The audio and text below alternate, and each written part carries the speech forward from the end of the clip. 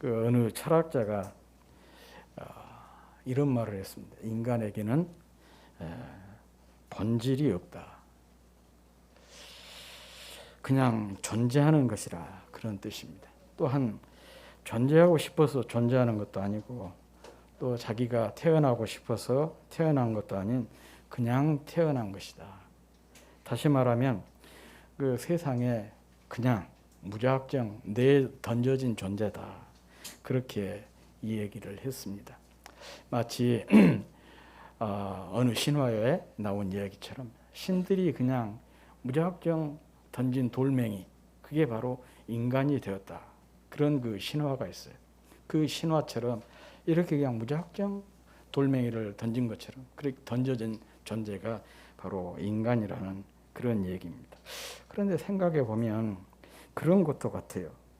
사람이 자신이 태어나고 싶은 집안이나 또 태어나고 싶은 어떤 장소나 시간에 맞춰서 그것을 선택해서 태어난 것이 아니지 않습니까? 그저 던져지듯이 어느 특정한 시대, 또 특정한 장소, 또 특정한 상황에서 태어난 것입니다. 다시 말하면 부모나 가족, 또 내가 사는 사회, 또 우리가 살면서 익혀가는 어떤 습관, 관습, 또 이런 모든 것들이 우리가 태어나기 이전에 이미 존재했던 기존의 것들이지 않습니까? 저는 그 상산면 도월 산정이라는 지금은 이제 물속에 깊이 잠긴 그 동네에서 말 그대로 그냥 dum의 산골입니다. 사람들이 그렇게 표현을 했어요. 얼마나 꼴짝이든지 그 짝대기를 딱 걸면은 걸고 거기에 옷을 넣을 수 있을 만큼 그런 계곡이라 그랬어요.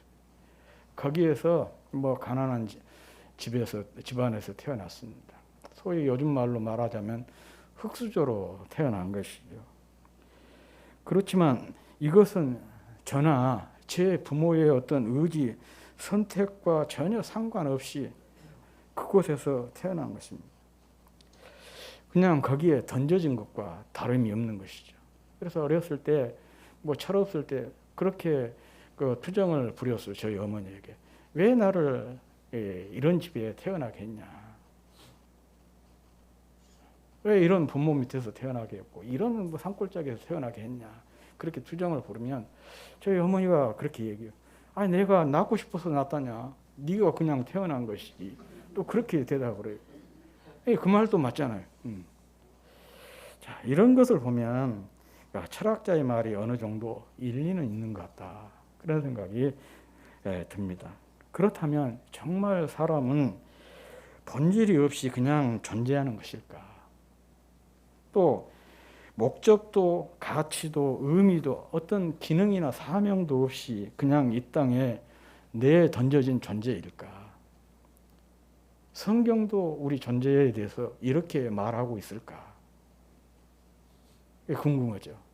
그런데 우리가 이미 성경을 통해서 잘 알다시피 성경은 전혀 달리 말씀을 하고 있습니다.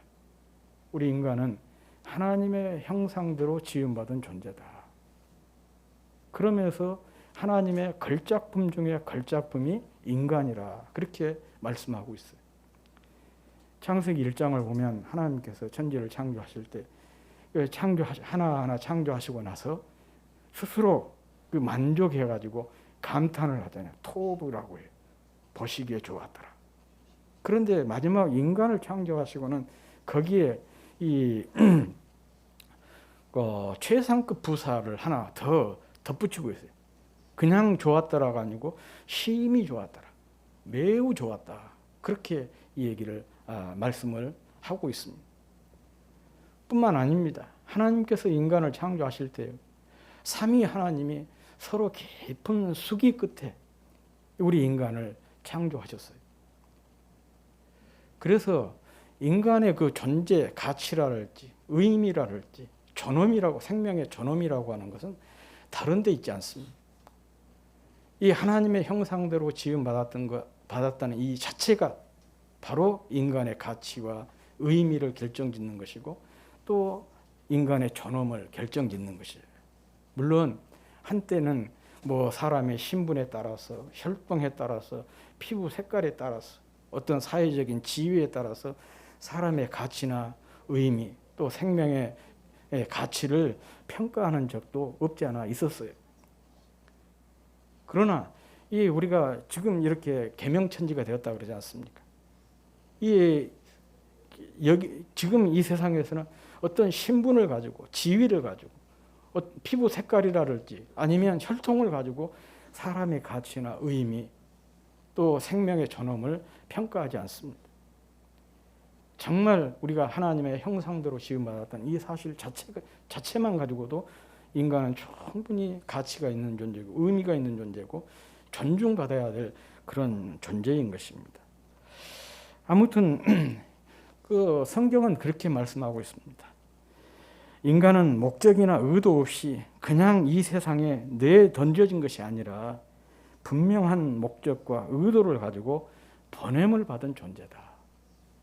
이게 바로 인간에 대한 성경의 시각이에요. 성경적인 인간상이라 그런 얘기입니다. 조금 어렵게 표현하자면. 우리에게 이 사실을 알게 해주신 분이 바로 예수님이십니다. 사실 예수님께서 이 땅에 오신 이유가 뭐냐. 왜 인간이 이렇게 하나님의 형상을 파괴되어 버렸냐 그러면 죄 때문이거든요. 범죄함으로 하나님의 형상이 파괴돼서 인간의 존엄과 가치가 굉장히 손상을 당하게 된 것이었습니다. 그런데 주님께서 이 땅에 오신 이유는 이런 파괴된 하나님의 형상을 다시 회복시키기 위해서 오신 거예요. 그리고 뿐만 아니라 인간은 그저 이 세상에 내던져진 존재가 아니라 하나님의 특별한 목적이 있어서 지음받은 보냄을 받은 존재라는 것을 알게 하시기 위해서 주님께서 오신 것입니다. 요한복음에서 주님은 이렇게 말씀을 하고 계십니다. 나는 보냄을 받은 존재다. 철학에서는 그 이유를 알지 못해서 내던져진 존재라고 했는데 주님은 하나님에 의해서 보냄을 받은 존재라고 말씀을 하고 있습니다. 분명한 사명을 가지고 이 땅에 오셨다는 그런 뜻입니다. 요한복음 6장 37절 38절 말씀에 보면 내가 이 세상에 온 것은 내 뜻을 행하기 위해서 온 것이 아니라 나를 보내신 이의 뜻을 행하기 위해서 왔다. 그렇게 말씀을 하셨습니다. 보냄을 받은 자라는 이 고백은 예수님 자신의 실존적인 삶을 이해하는 방식입니다. 자신이 누구고 왜 태어났고 무엇을 위해 태어났는지를 분명하게 말씀하신 것입니다. 그런데 이 말씀이 중요한 것은 이 말씀은 단순히 예수님 자신의 삶의 실존적인 삶을 이해하는 방식뿐만 아니라 모든 우리의 인간의 실존적인 삶을 이해하는 방식이기도 한 것입니다. 왜 그러냐? 예수님은 모든 인류를 대표하시는 분이시기 때문에 그렇습니다. 예수님께서 특별한 목적이 있어서 이 땅에 보내심을 받은 존재라면 우리 역시 그런 존재라는 것이죠. 그래서 예수님께서 제자들에게 이렇게 말씀을 하셨어요. 예수께서 이르시되 너희에게 평강이 있을지어다. 아버지께서 나를 보내신 것 같이 나도 너희를 보내노라. 주님 자신이 보냄을 받은 존재이신 것처럼 제자들 역시 보냄을 받은 존재라는 것입니다. 그런데 이 제자들 속에는 우리도 포함이 되어 있는 것입니다. 그러므로 우리 역시 주님으로부터 보냄을 받은 특별한 존재라는 것, 특별한 사명이 있어서 이 땅에 보냄을 받은 존재라는 사실인 것입니다. 예수님처럼 자신이 하나님으로부터 보냄을 받은 존재라는 것을 깊이 인식하며 살았던 사람이 오늘 본문의 주인공인 야곱의 11번째 아들 요셉입니다. 요셉은 주님보다 2000년 앞서 오셨던 살았던 그런 분이죠. 우리가 창세기를 통해서 잘 알다시피 그리고 또 여러 번 설교를 들어서 잘 알다시피 요셉의 삶은 한마디로 파란만장이었어요. 그러고도 어떻게 살 수가 있었을까라는 말이 나올 정도로 참 험악한 삶을 살았던 사람이 요셉이었습니다. 형들의 미움을 받아 어린 시절 노예로 팔렸고 또 이집트 사람 보디발의 집에서 노예살이를 했고 그 집에서 누명을 씌워 감옥에 갇혔습니다. 감옥에 갇혀서 애굽 왕의 술 맡은 관원의 꿈을 해몽해주고 풀려나는가 싶었는데 그대로 2년 동안 감옥에 방치가 되었어요. 참 요셉의 생애는 억울함의 연속이었던 것입니다. 그러던 어느 날 그 이집트 왕 바로의 꿈을 해몽해주고 수직 상승해서 이집트에서 2인자가 됐어요. 총리가 되었습니다. 이렇게 형들의 미움을 받아서 노예로 팔려가지고 이집트의 총리가 되기까지 걸린 기간이 약 한 10년의 세월이었습니다. 알고 보니까 이 모두가 벌 수는 없었지만 하나님께서 하나님의 세밀한 하나님의 손길이었어요. 이런 것을 가리켜서 신학적으로 섭리라 그래요. 하나님의 섭리였던 것입니다. 그리고 이렇게 크게 성공한 요셉은 약 한 20년 만에 자신을 이렇게 사지로 내몰았던 자기 형들과 극적으로 만나게 됩니다. 한마디로 말하면 자기 형들에게 복수를 할 수 있는 절호의 기회가 주어지게 된 것이죠. 그런데 그는 자신의 성공을 복수 대신 용서와 섬김의 기회로 삼았어요. 이 점이 요셉이 어떤 사람인가, 어떤 성품을 가지고 어떤 인격의 소유자인가를 잘 보여주는 것이죠. 사람들이 억울하게 을 당하게 되면 힘이 있으면 제일 먼저 하는 일이 뭐예요? 보복하잖아요. 복수하지 않습니까? 정권이 바뀌어도 정치하는 사람들도 막 그런 일들을 비일비재하지 않습니까? 그런데 요셉은 자기에게 힘이 주었을 때 그 힘을 가지고 복수 대신에 용서, 섬김의 기회로 삼았다는 거예요. 이게 바로 요셉의 성품과 인격을 잘 반영해주는 그런 대목입니다. 오늘 본문이 바로 이것을 잘 보여주고 있습니다. 당시에 세상에 기근이 들었어요. 흉년이 들었습니다. 그런데 유일하게 곡식이 있는 곳이 이집트였어요. 이 소식을 가나안 땅에 거주하고 있는 요셉의 형들이 듣고 이 양식을 구하기 위해서 이집트로 내려왔는데 자기들에게 그렇게 양식을 팔고 있는 사람이 누구냐? 20년 전에 자기들이 노예로 팔아 먹었던 자기 동생 요셉이었어요. 그런데 단순히 이렇게 식량을 내준 사람이 아니라 그것을 총 책임을 지면서 관리를 하고 있는 애굽의 총리 대신이었던 것이죠. 얼마나 놀랐겠어요. 감히 요셉의 얼굴을 쳐다보지도 못하고 두려워서 엎드려서 벌벌 떨고 있는 그런 상황이었습니다. 그때 요셉이 자기 형들에게 이렇게 말합니다. 당신들이 나를 이곳에 팔았다고 해서 한탄하지 마라. 두려워하지 마라. 하나님이 많은 생명을 구원하시기 위해서 당신들보다 나를 먼저 이곳에 보냈다. 당신들의 생명과 당신 후손들을 보존하기 위해서 당신들보다 먼저 나를 이곳에 보냈다. 나를 이곳에 보내신 이는 당신들이 아니라 하나님이다. 그렇게 얘기를 하였습니다.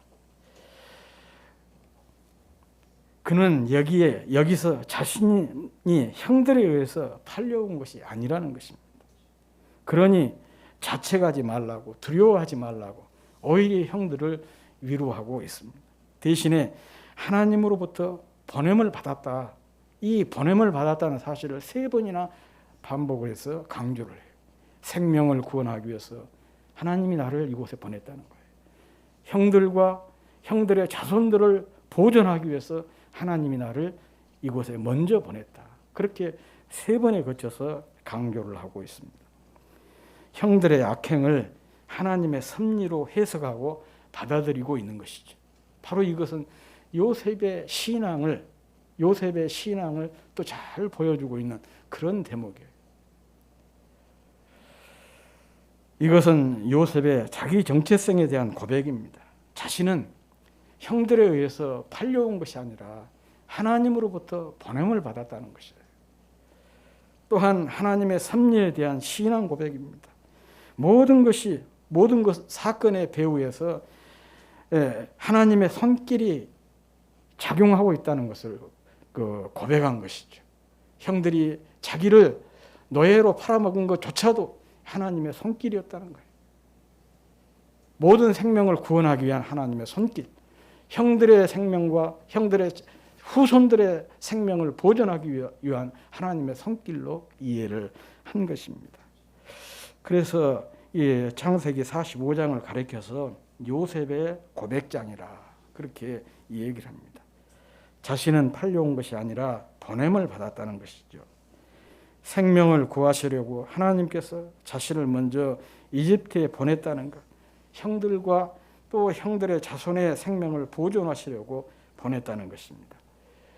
이런 고백은 아무나 할 수 있는 것이 아닙니다. 자신의 삶에 역사하시는 하나님의 섭리를 이해하는 사람만이 할 수 있는 그런 고백이에요. 그래서 제가 이게 고백이 요셉의 신앙을 잘 반영해 주는 것이다. 그렇게 말씀을 드린 것입니다. 그가 노예로 죄수로 정말 기가 막힌 세월을 보내면서도 낙심하거나 절망하지 않은 이유가 바로 여기에 있습니다.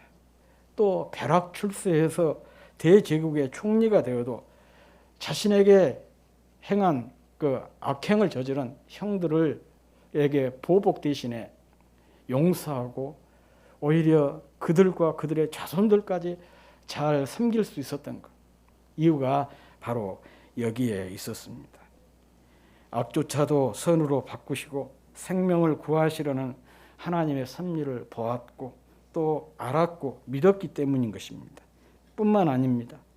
억울함이나 악함에 대한 심판도 구원도 또 상도 모두 하나님이 주시기 때문인 것이죠. 또한 위기에서 자기 가족을 구원하기 위해서 하나님으로부터 먼저 보냄을 받았다는 자기 정체성이 분명했기 때문에 가능한 일이었던 것입니다. 그러니 한을 품을 필요도 없고 복수할 필요도 없었던 것입니다. 그래서 용서하고 섬기게 된 거예요.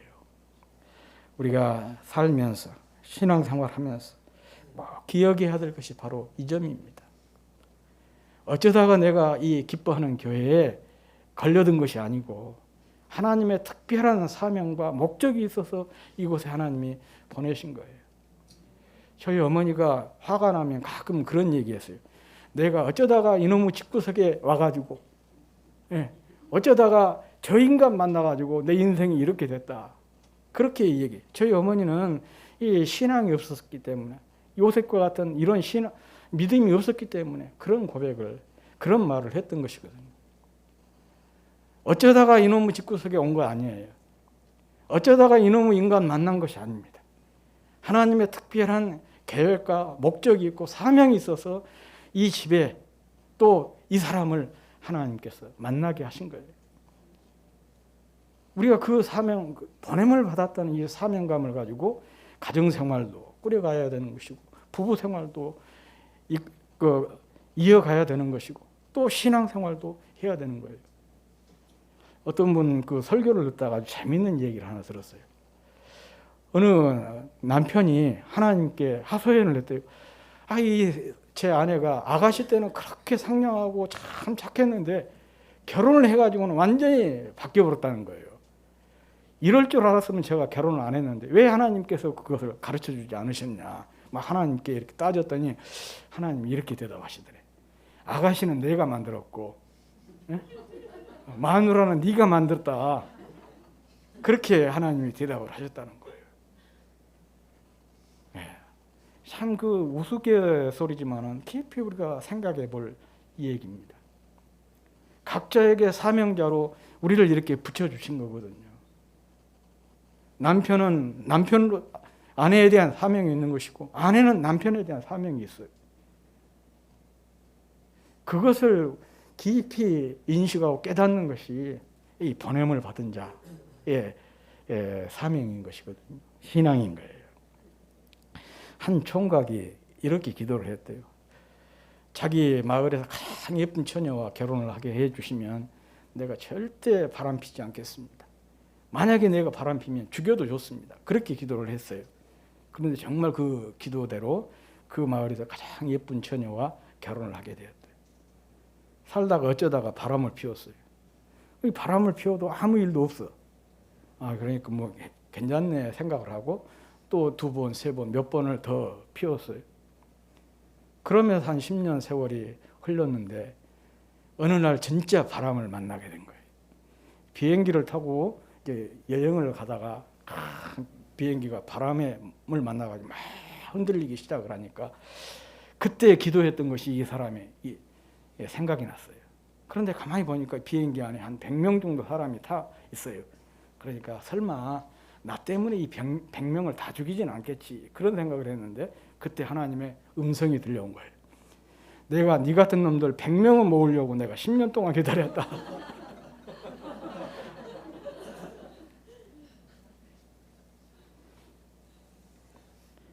이 말은 우연은 없다 그런 얘기 아니겠습니까? 사실 우리는 설마 하면서 죄를 짓고 삽니다. 또 죄를 짓고도 아무 일도 없으니까 계속해서 그렇게 사는 거예요. 하지만 하나님은 다 세고 계십니다. 다 보고 계시고 반드시 계산을 하십니다. 우연은 없기 때문에 그렇습니다. 그렇게 보일 뿐이에요. 그래서 사람들은 스스로 속는 것 아니겠습니까? 우리는 우연히 이 땅에 내던져진 존재가 아닙니다. 하나님의 선하신 계획과 세밀하신 섭리 가운데 소중한 사명을 가지고 보냄을 받은 존재들입니다. 살면서 다시 새롭게 확인하고 또 확인해야 할 것이 바로 이 점입니다. 나는 보냄을 받은 존재다. 이것이 우리의 정체성이고 존재의식입니다. 이를 알고 깨닫는 것이 은혜고 또한 믿음인 것입니다. 그래서 은혜 받은 믿음의 사람은 자신이 하나님으로부터 보냄을 받은 사명자로 믿고 자신에게 주어진 사명을 찾고 그 사명을 위해서 평생 헌신을 하였습니다. 우리 삶의 영원한 모델이신 우리 주님이 그랬습니다. 요셉이 그랬고 또 바울이 그랬고 예수님의 제자들이 그랬습니다. 또 수많은 믿음의 선배들이 그렇게 살아왔습니다. 제가 코로나 있기 바로 전에 연해주에 있는 우스리스크라고 하는 지역에 선교 여행을 다녀왔습니다. 우리 교회 청소년들과 청년들을 그곳에 한번 데리고 가고 싶어가지고. 왜냐하면 거기가 선교지로서도 그러지만은 또 우리 그 고대 발해 이후부터 또 그 일제 시대 때 수많은 그 민족 애국지사들의 활동을 많이 했던 그 어떤 역사 교육의 현장이기도 해서 한번 방문을 했으면 좋겠다 싶어가지고 제가 먼저 답사를 했는데, 그곳에 가면 2000년 9월 달에 그 순교, 최근이죠. 그러니까 순교를 당하신 우리 지역 출신입니다. 고 김창식 선교사님이 계시는데 그분이 러시아 현지 청년에 의해서 칼을 맞고 그 순교를 당했어요. 그런데 그때 저하고 나이가 비슷해요. 그런데 당시에 사모님은 암에 걸려가고 투병 중이었고 아이들은 초등학교도 다니지 않는 그런 상황이었어요. 그런데 선교사님 거기서 순교를 당했는데 이 사모님 입장에서 얼마나 막막했겠어요. 그런 자기 남편을 빼앗아간 그 땅 뒤도 돌아보고 싶지 않았겠죠. 그런데 이 사모님이 이 아픈 몸을 이끌고 그곳을 지키기로 결심을 했어요. 그래서 그 사모님도 그곳에서 이제 얼마 암 때문에 투병하다가 돌아가셨고, 그런데 제가 갔을 때는 누가 거기에 와서 그 선교지를 지키고 있었냐? 사모님의 언니예요.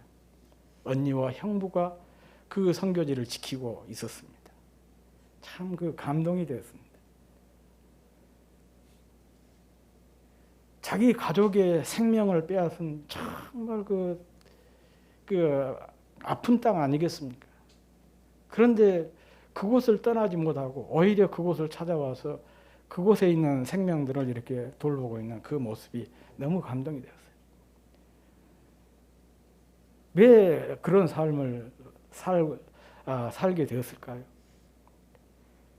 이게 사명 때문에 그런 것이죠. 하나님께서 우리에게, 나에게 그 지역을, 그 백성들을 맡기셨다는 그 무거운 사명감 때문에 자기 가족, 소중한 가족의 생명을 앗아간 그 땅을 찾아가서 거기에서 그렇게 힘들게 사역을 하고 있는 것이죠.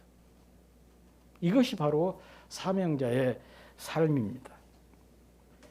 우리도 마찬가지입니다. 예외가 아닙니다.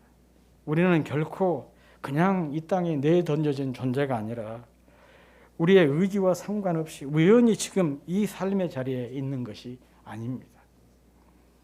하나님께서 특별한 사명을 주셔서 지금 이 자리에 있는 것입니다. 그러므로 하나님께서 지금 이 삶의 자리에 보내신 뜻이 무엇인지를 우리가 찾고 묻고 또 찾아야 하는 것이죠.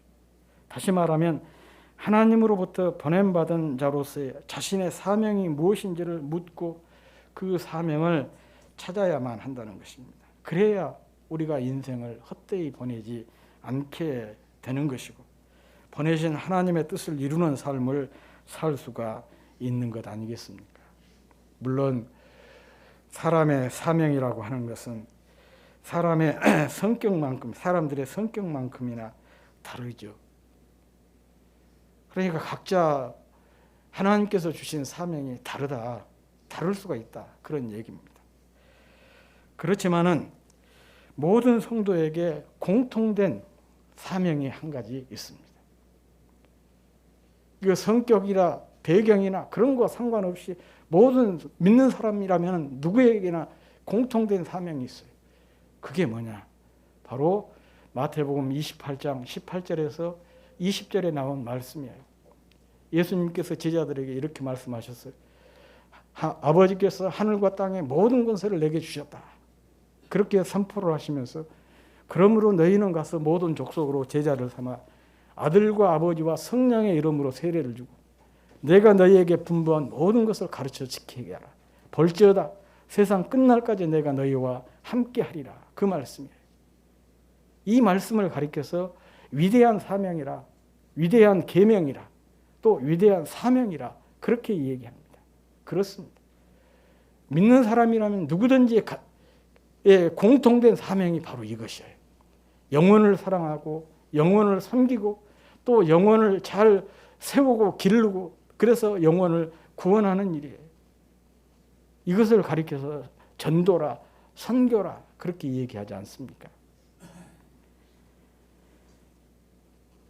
하나님으로부터 보냄받은 존재로서 각자의 사명에 충실하면서 무엇보다도 위대한 사명을 잘 감당하는 저와 여러분이 될 수 있기를 주의 이름으로 축복합니다.